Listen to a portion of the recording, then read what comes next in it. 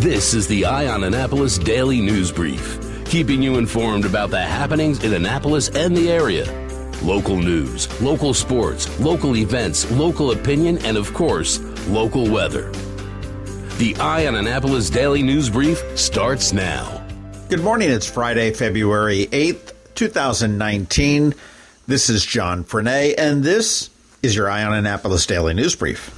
It's winter going into spring, and that means it's budget time in Anne Arundel County, and County Executive Steuart Pittman is preparing to do his. He will be hosting 7 town hall meetings starting at the end of February, so residents can really give recommendations on how and where to spend their money. Each meeting is going to include that district's council member, regardless of party. And in a statement, Pittman said, "These will be very different from anything this county has ever seen. We will post it online in a user-friendly format, the same information that I used to put together the budget." The county does plan to live stream each meeting on Facebook, and the meetings will all take place in schools from 6 to 8 p.m. Now, here is the schedule. Listen up. Wednesday, February 27th, it's District 7 at Southern High School. Thursday, March 5th, District 4 at Arundel High. Thursday, March 7th, District 2 at Glen Burnie High. Tuesday, March 12th, District 3 at Northeast High. Wednesday, March 20th, District 1, Lindale Middle School. Tuesday, March 26th, District 5, Severna Park High. And finally, Thursday, March 28th, District 6, Annapolis High. And I do recommend you go to one of those. If you've never met your county councilman, that's a perfect time to do it. And this is all in preparation for the budget, which Pittman does need to submit to the county council by May 1st. The various state police barracks across Maryland have been inundated with reports of phone scams, including one yesterday where the scammer actually cloned the number of one of their state police barracks with the caller ID showing Maryland state government. Most of these calls will identify themselves as from the police department, the Social Security Administration, the IRS, usually demanding personal information and sometimes even money. Some scammers will call and tell the victim that their computers have been infected, and if you give them $2,000 in gift cards, they'll fix the issue. Yeah, I'm sure they will. Don't fall for any of this stuff. No government agency will ever call you asking for your Social Security number, asking you to go to Target and get a gift card or anything like that. If the police want you, they're going to come and get you. If the IRS wants you, they're going to come and get you. They're not going to give you a call and give you one more chance. If you do receive one of these calls, the state police are recommending that you simply hang up and then call the local state police barrack or your local police department and report the call. Got some good news for residents and businesses of Ellicott City. The county has installed a warning system against future threats of flooding. It's set up along historic Main Street, and it's a 120 decibel siren that will blast out to notify patrons and business owners and residents of flash flood warnings from the National Weather Service. If you'll remember, 2 fatal floods in less than 2 years devastated Main Street in Ellicott City. The first was in July of 2017, followed by a second one in May of 2018. If you've ever had a burning desire to see Jeff Bezos' penis, keep your eye on the National Enquirer. The National Enquirer is actually blackmailing Bezos. Apparently, they have some naked selfies of him. They describe it as a below-the-belt selfie, and also 2 of him in tight boxer briefs and another one wearing only a towel, as well as several revealing photos of Lauren Sanchez, who's a former TV anchor with whom he had an affair when he was married to his wife.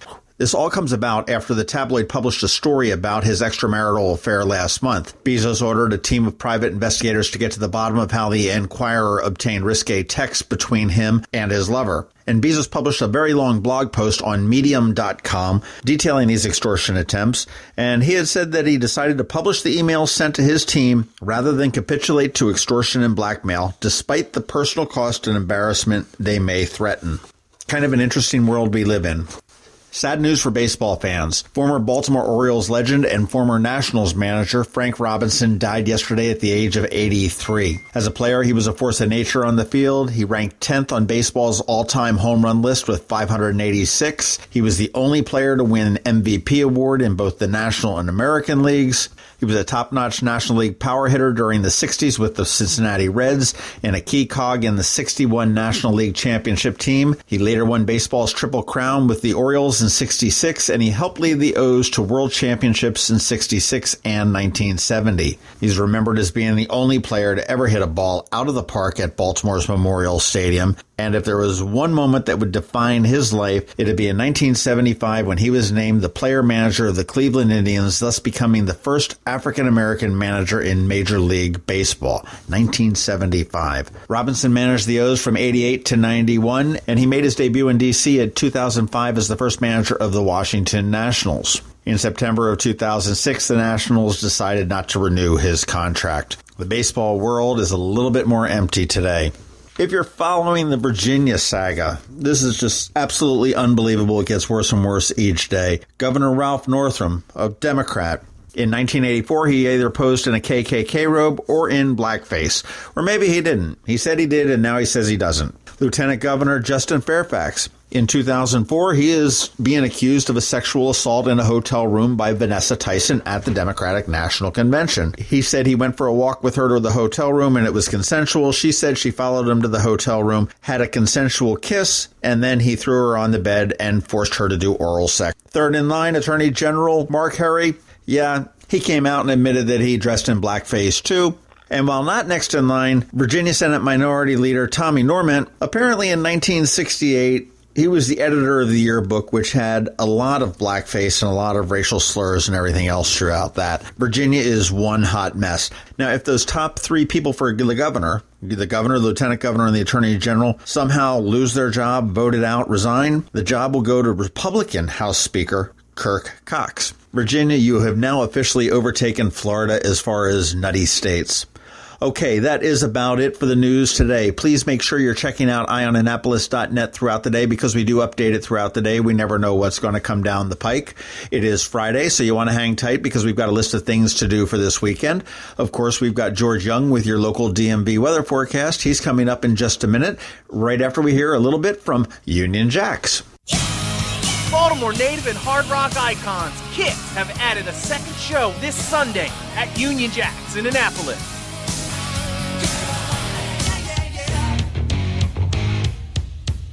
Doors open at 4 p.m. for dinner. General admission and VIP tickets are available. VIP includes a meet and greet before the show.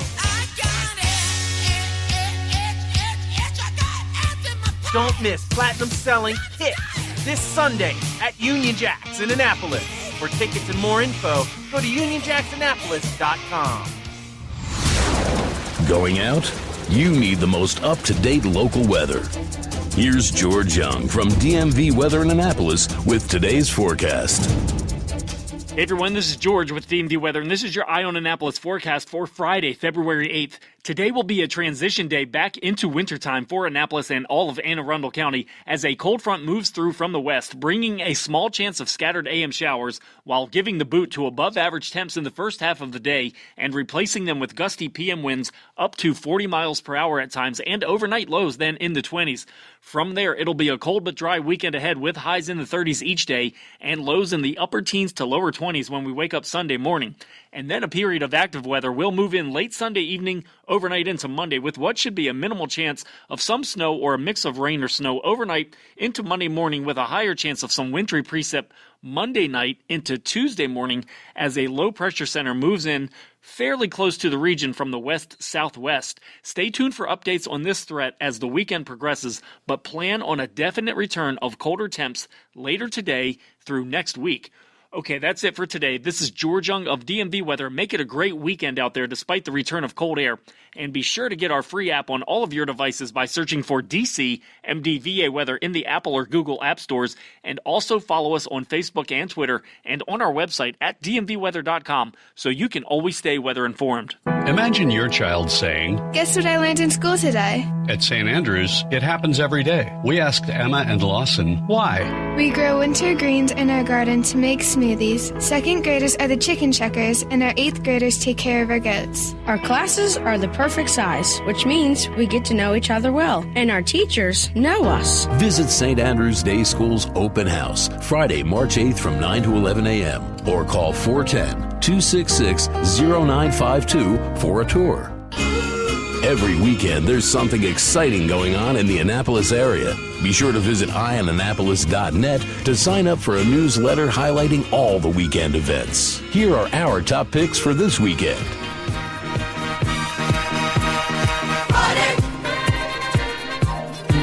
Thank God, it's Friday. It is Friday. Head on over to the MarylandCrabs.com and check out our latest crab cake. It's our monthly little beer thing, and we had a real good sneak peek into what's coming down for the weekend on St. Patrick's Day. Actually, it's not St. Patrick's Day. It's going to be on March 9th and 10th. So you want to give that a listen. It's got some good information there. But for this weekend, it is the Annapolis Warehouse Sale. This is on Saturday, February 9th. It's going to be hosted by Raven and 5 others at the Lightbox Studio, which is at 209 West Street on the first floor. A great location. They will have an assortment of a lot of local boutiques for a semi-annual Annapolis Warehouse Sale. You're going to have Scout and Molly's. You're going to have Mr. Sherfel here, a pop-up shop, Mango and Maine, Wheat USA, Adrian Floral Design, Tin Lizzie, and more. This is free. It gets underway from 8 a.m. until 5 p.m. at the Lightbox Studio, again at 209 West Street in Annapolis, right across the street from the Lighthouse Bistro and right around the corner from the Knighton Garage, where there's great convenient parking. Also Saturday, if you are a fan of vinyl records, there is a grand opening of a new vinyl store. We just lost the one up in Towson, Record and Tape Traders, which really only left the Ka-Chunk Records on Maryland Avenue in the immediate area. But now, vintage vinyl is coming from Lewis, Delaware to 1244 Ritchie Highway in Arnold. And this is just up the road from like the Safeway and everything else there. They're having their grand opening from 11 a.m. to 3 p.m. tomorrow, featuring new and used records. And they were in business for 5 years in Lewis, Delaware, and they are ready to come to Anne Arundel County with a vengeance. And we can all get behind a little bit more vinyl here. Tomorrow afternoon at the Pitt Moyer Rec Center from 2 to 5, it is the One Annapolis Health and Fitness Fair. This is an initiative presented by the City of Annapolis. It is free to attend, and it's the Mayor's Office is in a partnership with the Chesapeake Children's Museum, which will have a free fitness fair for all city residents to interact directly with local health and fitness providers. Do you love your dog? Would you love a painting with your dog? Again, on tomorrow at Dogwood Acres, it is a Paint Your Pet event, and it goes from 2 p.m. to 5 p.m. Tickets are available at whatsuptix.com. You can eat, you can drink, and you paint a picture of your dog. Charm City Art is coming down there, and you bring a picture of your dog. They will create a template specifically for you, and you can turn your photograph of Fido into a masterpiece that will look just absolutely beautiful hanging over your mantle. And the cost is $60 per person, and hey, the dogs are worth it.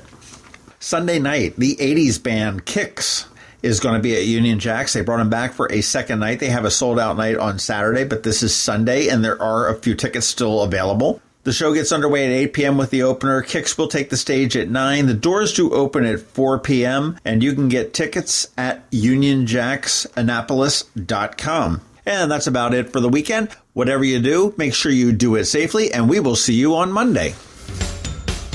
You've been listening to the Eye on Annapolis Daily News Brief. Tell your friends and colleagues this is the podcast where you can keep up on the latest with what's going on in Annapolis. And also tell them about our website, eyeonannapolis.net, where you can find even more information. This podcast comes to you every Monday through Friday at 7 a.m., keeping you informed with the Eye on Annapolis Daily News Brief. And take a moment to listen to our other podcast, The Maryland Crabs, released every Thursday at noon.